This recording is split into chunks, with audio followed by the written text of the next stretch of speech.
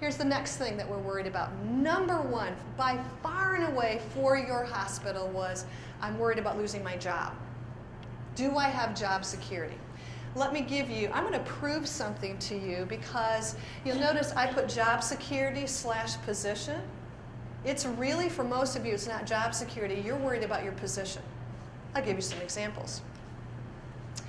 With consolidation of services, I'm worried about losing my job or the jobs of people close to me. We need to consolidate to save money, but those changes affect people.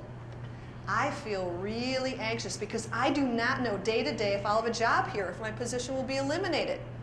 Another, I'm accepting of the changes. I understand this is not just our hospital, it's healthcare in general. My job, what my work look like if I'm remaining, who will I be working with, who will my supervisors or director be?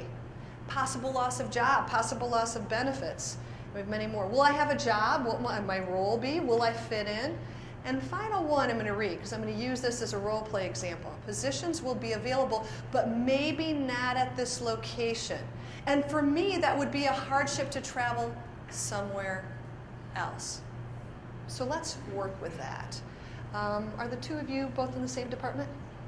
Beautiful. See, normally you have jackets off, and I can tell if you have similar uniforms. It always helps me. So you are in mental health?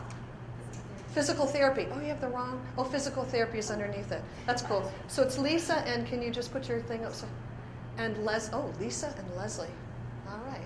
So you're both physical therapists? Okay. No. You're in office records? Office worker, and you? An assistant. Okay, we're just going to pretend for an example you're both in the same job. We're going to all three be PTAs. Can you go flow with me there?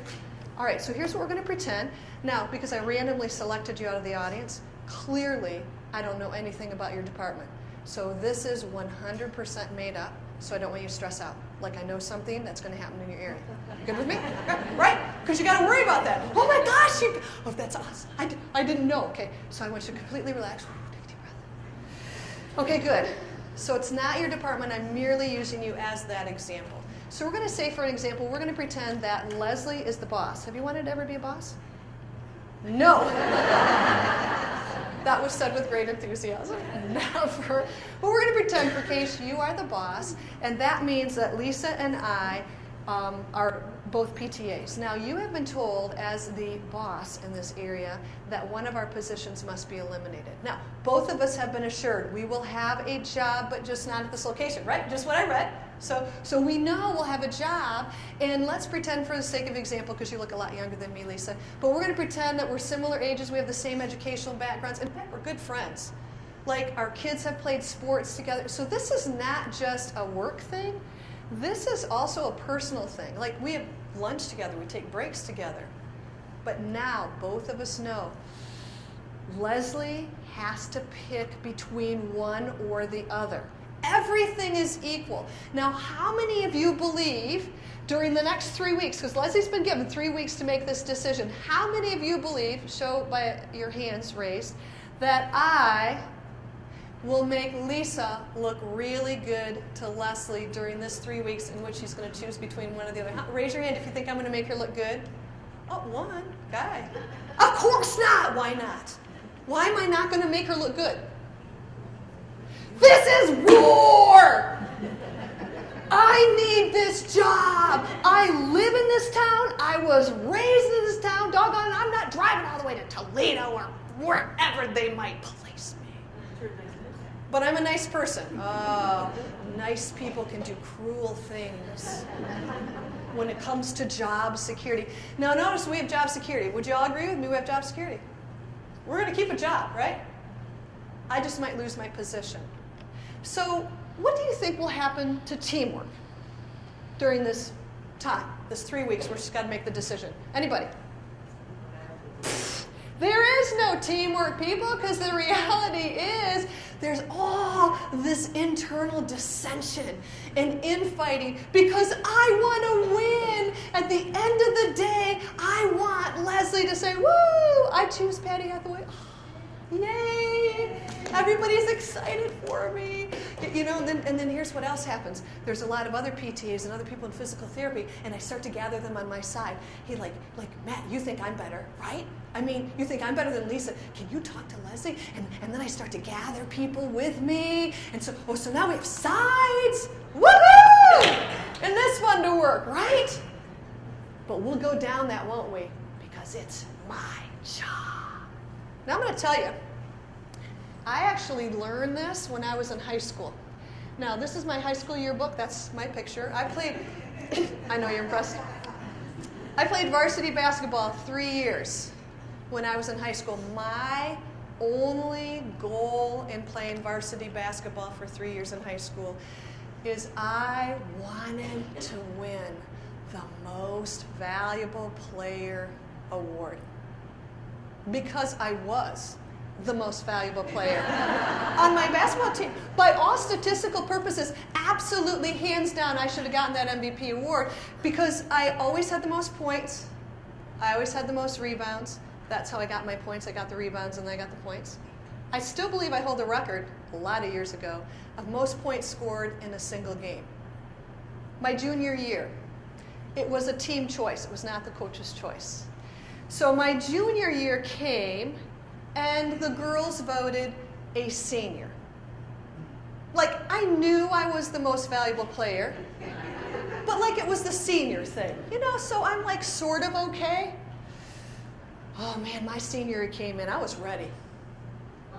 Hands down, best player they had for those 2 years, even though I played as a sophomore, but by all statistical purposes, I was the most valuable player. So I was waiting for the big moment. My senior year playing varsity basketball, 3rd year, the girls voted a junior. I know! I was so upset about that. I was beyond upset. I was livid. I could not even believe they thought this girl was a better player than I was. So upset. And honestly, the coaches were shocked. They were so shocked that that happened that they came up with their own special award for me. I brought it with me to show you.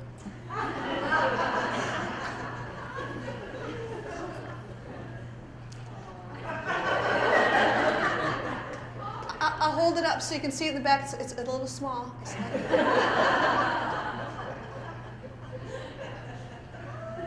Let me read what special award they gave to me.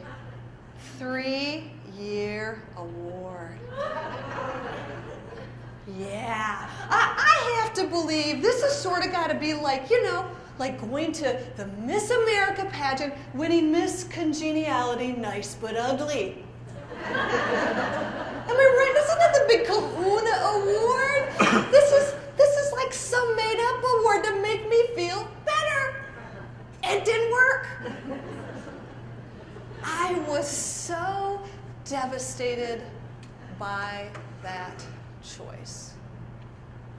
But I got to admit to you, I look back at when I played varsity basketball those 3 years, and honestly, I wasn't a team player.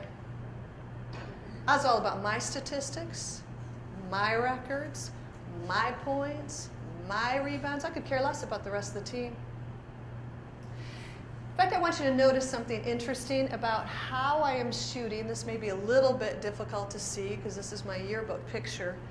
I was shooting the senior year in high school. I shot with 2 hands. Now, if you don't know much about basketball, I'm telling you what, you have a senior who's still shooting with 2 hands. That is not the most effective way to shoot.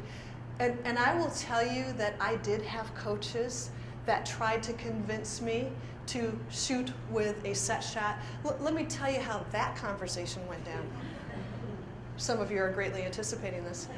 So I had many coaches that would come to me and say, you know, Patty, you could be a much better basketball player if you would learn to shoot a set shot.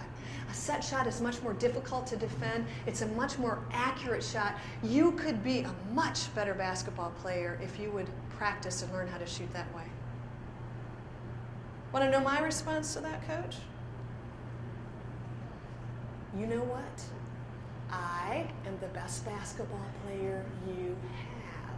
If you can get some of the rest of these girls to shoot and make a basket once in a while, we might win a game or two. In other words, I was 100% uncoachable in basketball. If I had learned how to shoot a set shot, I honestly would have been a much better basketball player. Putting that aside, let me ask you a question for your job. So, how coachable are you when they introduce something new at work for you? How willing are you to try new technology, new process, new procedure? When the boss says, we're going to trial something now, we're going to have to implement this for everyone, but I need 1 or 2 employees who are willing to step up, and they're going to be the first to try it. Are you the one that goes, yes, put me in, I'll try that? Or are you like dead last? Like you're going to come kicking and screaming, they got to pull you in to doing it because there's no way, because you're the best. Whatever your position is, they have. You see, it's one thing to not be a good basketball player, but your ability to be coachable is so important in moving through change. Here's the beauty about being the first to volunteer. When you're the first to volunteer to try out the technology before they roll it out to the rest of the department, you know what? They'll probably put somebody right next to you to work alongside you to help you get up to speed. Or they'll bring somebody in from another hospital to help you. Then you get one-on-one helping. When you're dead last, everybody looks at you like, I'm not helping you. Should have learned this like 10 weeks ago. And then you whine about it. Nobody wants to help me. I'm trying it now. Well, because you have to. It's like a little late. Here's my challenge. Why don't you be the first to volunteer? Hey, put me. Your boss might like fall over in their chair. What? Did you just say you're going to be the first? Who are you? Now, hopefully they won't say that. But in their mind, they probably are. See, your ability to be coachable is one of the best things about learning. My father has advanced Alzheimer's. So I always in the back of my mind think, I need to really be concerned. And you know what's great about being the first to volunteer for new technology? It creates new neural pathways. Driving to work a different way, brushing your hand with the opposite hand, brushing your teeth with the opposite hand, all neural pathways. There's a lot of benefits to learning new things, but when you're like, psh, I'm the best person you have, never mind that. Doesn't help us. Here's what's going to happen. What I'm doing with Leslie, man, I'm going to show Boss Leslie, look at all my awards, look at all my CEUs, look at all the great patient comments about me as a physical therapy assistant. Look at me. I'm showing her all my trophies because I want her to choose me, choose me, choose me. That doesn't work. I wouldn't mind resorting to this. With Lisa, I will take her out if I need to, because I'm keeping this job. Are you with me? See, this is what happens when we're going through change. And this is the hard piece of change, is we have all this infighting and stress, and it's just a very awkward and uncomfortable place to be.